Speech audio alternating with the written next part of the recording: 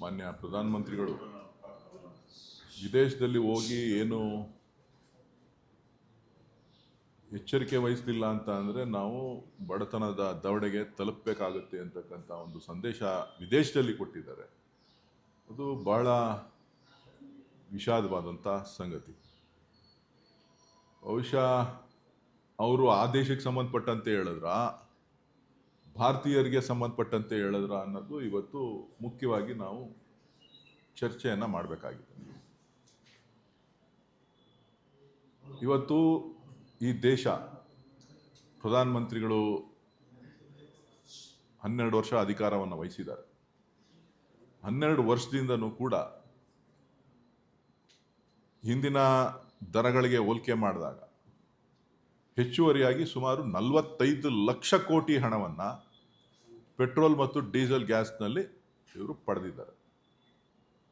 ಈ ಪಡೆದಿರುವಂಥ ಸಂದರ್ಭದಲ್ಲಿ ಇವರು ಕೆಲವರಿಗೆ ಬೆಂಬಲವನ್ನು ಸಪೋರ್ಟನ್ನು ಕೊಡಬೇಕು, ಯಾರೋ ಒಂದು 2-3 ಕಂಪನಿಗಳಿಗೆ ರಕ್ಷಣೆ ಕೊಡಬೇಕು ಅನ್ನೋ ದೃಷ್ಟಿನಲ್ಲಿ ಜನರಿಗೆ ಪ್ರತಿಯೊಂದು ಹಂತದಲ್ಲೂ ಕೂಡ ಹೊರೆಯನ್ನು ಹಾಕಿ ಇವತ್ತು ಏಕಾಏಕಿ ಜನರು ಎಚ್ಚೆತ್ತುಕೊಳ್ಳಿಲ್ಲ ಅಂತ ಅಂದರೆ ನೀವು ಬಡತನದ ದವಡೆಗೆ ತಲುಪ್ತೀರಿ ಅಂತಕ್ಕಂಥ ಏನು ಸಂದೇಶ ಕೊಡ್ತಾ ಇದ್ದಾರೆ.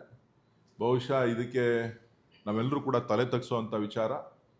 ಈ ದೇಶದ ಜನರ ಕ್ಷಮೆಯನ್ನು ಯಾಚನೆ ಮಾಡಬೇಕು ಪ್ರಧಾನಮಂತ್ರಿಗಳು.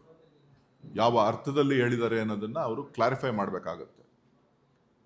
ಇವತ್ತು ದೇಶ ಸಮೃದ್ಧವಾಗಿದೆ, ಶಕ್ತಿಯುತವಾಗಿದೆ, ಇಡೀ ವಿಶ್ವದಲ್ಲೇ ಬಲಿಷ್ಠವಾಗಿದೆ.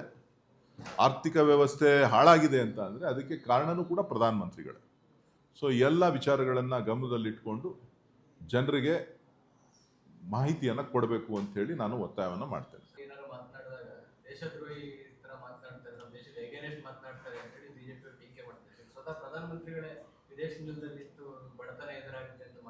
ಅದಕ್ಕೆ ನಾನು ಏನಪ್ಪ ಹೇಳಿದ್ದು ಅಂತ ಅಂದರೆ ಯಾವ ಕಂಟೆಸ್ಟಲ್ಲಿ ಅವ್ರು ಹೇಳಿದ್ದಾರೆ ಅನ್ನೋದನ್ನು ಸ್ಪಷ್ಟೀಕರಣ ಕೊಡಬೇಕು. ಅವರು ವಿದೇಶದವ್ರನ್ನ, ನೆದರ್ಲ್ಯಾಂಡ್ಸ್ ಅವ್ರನ್ನ ಉದ್ದೇಶಿಸಿ ಮಾತಾಡಿದ್ರಾ ಅಥವಾ ಭಾರತೀಯರಿಗೆ ಅಲ್ಲಿಂದ ಒಂದು ಸಂದೇಶ ಕೊಟ್ರಾ, ಅದನ್ನು ಹೇಳಬೇಕು. ಈಗ ರಾಹುಲ್ ಗಾಂಧಿ ಅವ್ರು ಏನೇ ಮಾತಾಡಿದ್ರು ಕೂಡ ಆರೋಪಗಳನ್ನು ಮಾಡ್ತಾರೆ. ರಾಹುಲ್ ಗಾಂಧಿ ವಿದೇಶಿ ನೆಲದಲ್ಲಿ ಹೋಗಿ ಭಾರತೀಯರಿಗೆ ಅವಮಾನ ಆಗೋ ರೀತಿ ಮಾಡಿದ್ರು. ಇದು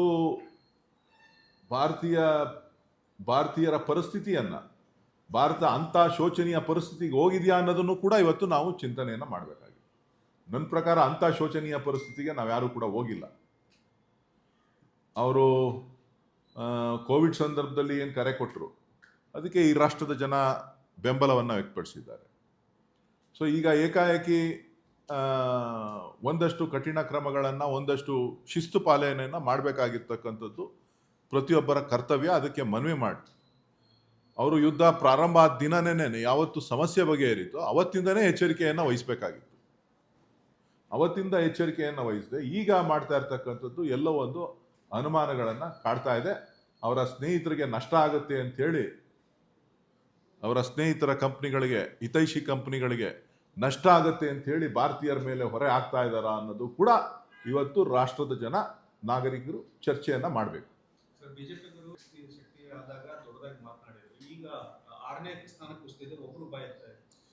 ಅಲ್ಲ ನೋಡಿ, BJP ಅವರು ಯಾವತ್ತೂ ಅಷ್ಟೇನೆ ನಿಮಗೆ ಏನು ಬೇಕಾದರೂ ತಿರುಗಿಸ್ತಾರೆ, ಏನು ಬೇಕಾದ್ರೂ ಹೇಳ್ತಾರೆ. ಸೊ ಒಟ್ಟಾರೆಯಾಗಿ BJP ಅವರು ಏನೇ ಮಾಡಿದ್ರು ಅಪಚಾರ, ಅನಾಚಾರ ಆಗೋದಿಲ್ಲ. ಕಾಂಗ್ರೆಸ್ ಅವ್ರು ಮಾಡಿದ್ರೆ ಮಾತ್ರ ಅದು ಅನಾಚಾರ ಆಗುತ್ತೆ.